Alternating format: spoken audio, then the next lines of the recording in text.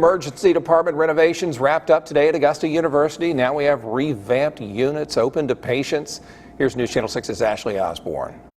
This section of the hospital was converted to allow for bigger negative pressure rooms. For some of the most serious respiratory cases, it was made available to patients today, and we got a tour. So what we've tried to do is create processes that are the safest for the patients. Chair of the Department of Emergency Medicine, Dr. Richard Swartz, says the process begins outside with the triage tent. And they actually receive a telemedicine visit there. And about 25% of those patients actually don't even ever have to come into the hospital.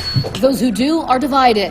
One side for non-respiratory patients. All the other patients. Then all suspected COVID patients go to the other side. We have both a critical care for those patients that are in distress that may need procedures such as endotracheal intubation and be put on a ventilator.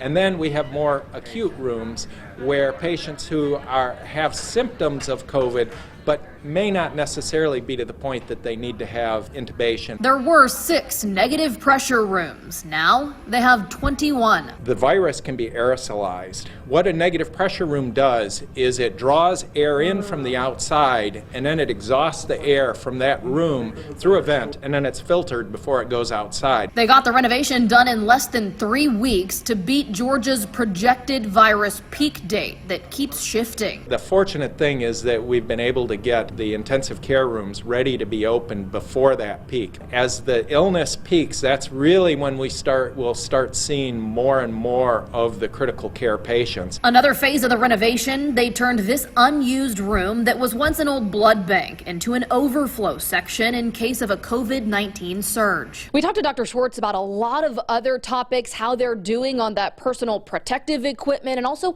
what kinds of patients that they're currently seeing coming to the ER. For the full interview, head to WJBF.com. In Augusta, Ashley Osborne, WJBF News Channel 6.